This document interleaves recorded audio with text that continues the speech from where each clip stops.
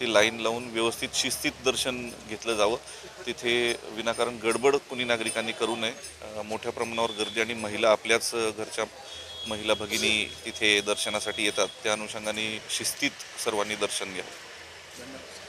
सर्व सोलापुरातील भक्तांनी गजानन महाराजांच्या पालखीचे दर्शन घ्यावे असे आवाहन गजानन महाराज पालखीचे सोलापूर येथील सेवेकरी सुनील कुलकर्णी यांनी केले आहे. मी सुनील विजय कुलकर्णी. गजानन महाराज शेगाव संस्थानची आज पालखी येते आहे. हे 55 वर्ष आहे पालखीचं. या पालखीमध्ये 250 टाळकरी आहेत, 250 पताकाधारी आणि 200 सेवेकरी आहेत. या येथील सोलापुरामध्ये त्यांचं आता भव्य स्वागत होत आहे आणि आनंदी आणि सगळं प्रसन्न वातावरण या सोलापुरात निर्माण होत आहे या आगमनामुळे.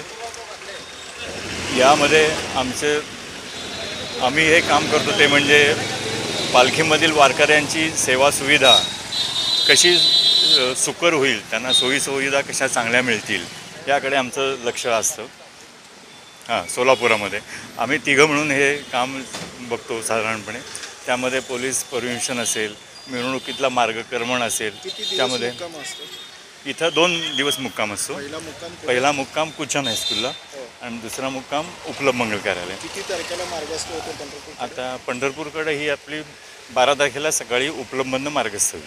काय आव्हान करायला बघताना सर्वांनी या कुचन हायस्कूलमध्ये आणि उपलब्ध मंगल कार्यालयामध्ये आवर्जून या पालखीचा महाराजांच्या दर्शनाचा लाभ घ्यावा अशी मला सर्वांना भक्तगणांना नम्र विनंती आहे.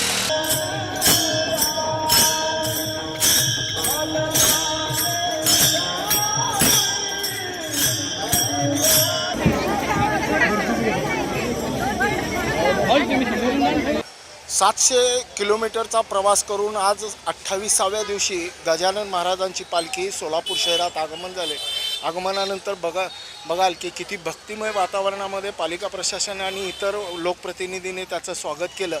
या सगळ्या भक्तांची इतकीच माफक अपेक्षा आहे की पांडुरंगाने सुखी समृद्धी आणि सगळ्यांच्या कल्याणाची आणि सोलापूरकरांवर अपार आणि असीम अशी कृपादृष्टी सदैव